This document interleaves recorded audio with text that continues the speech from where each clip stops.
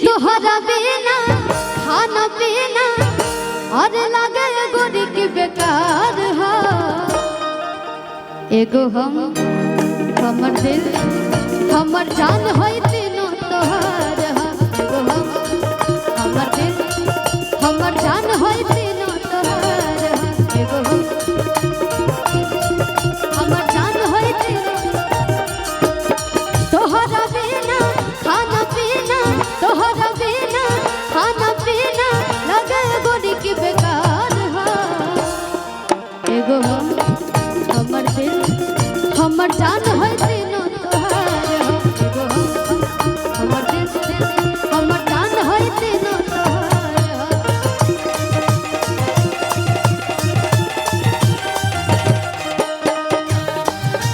धड़कन में रहते हो तुम दिल की धड़कन में रहते हो पाँव में आ जाओ सपनों में खो जाओ। पाँव में आ जाओ सपनों में खो जाओ। तुम दिल की धड़कन में रहते हो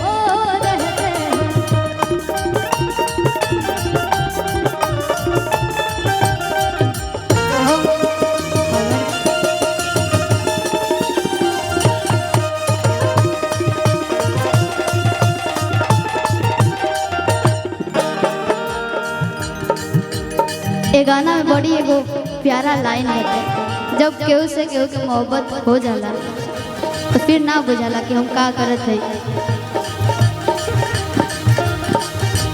कि जब से देखले बानी ए रानी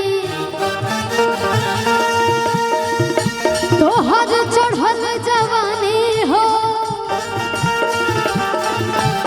जब से देखले बानी ए रानी तोहर चढ़ल जवानी हो।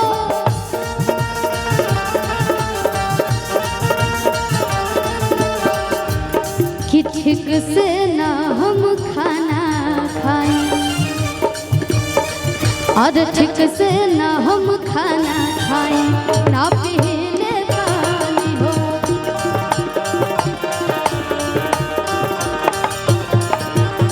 जब से देखले बानी ए रानी तोहर चढ़ल जवानी हो। ठीक से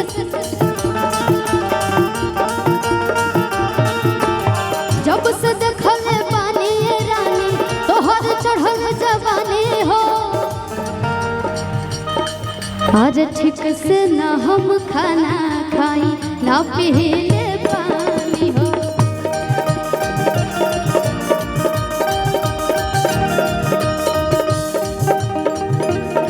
एने देखो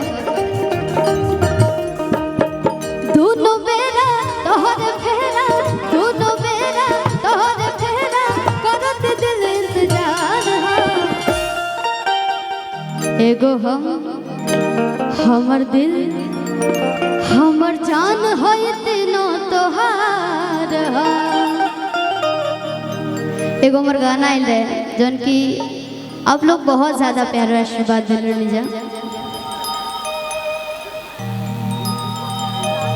हमर ज़्यादा गाना आवेला जौन कि मर्द मेहरारू के मैटर रहेला। तो एक जाना से कहा तरीका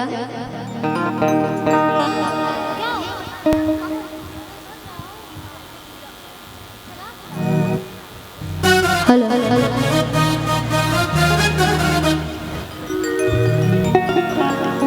औरत ये कहा तरीका अनुपमा दीदी ये गाना शायद ये गाना पाप एगो रील्स भी डलले रहनी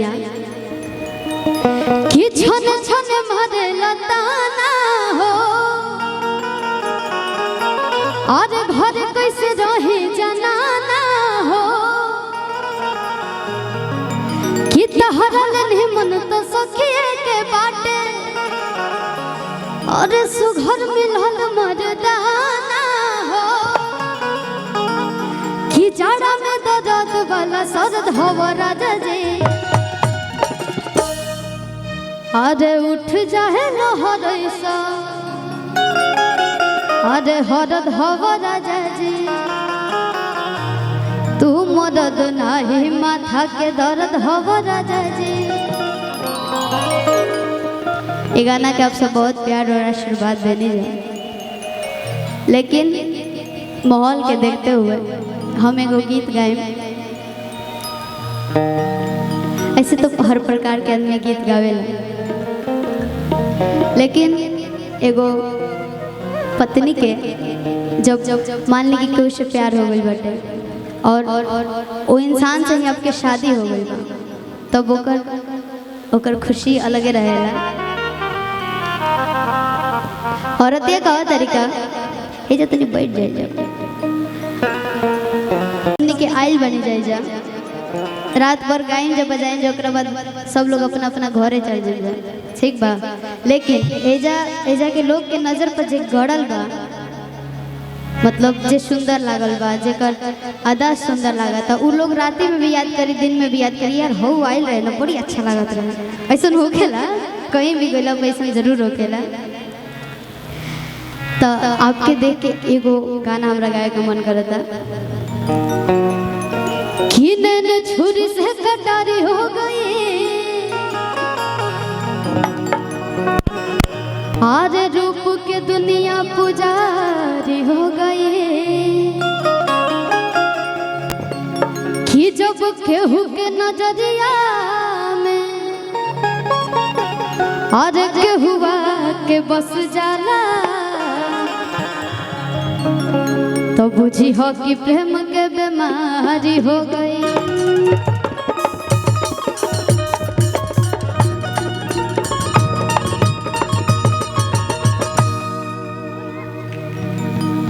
एजा के सब लोग के रोग धरा के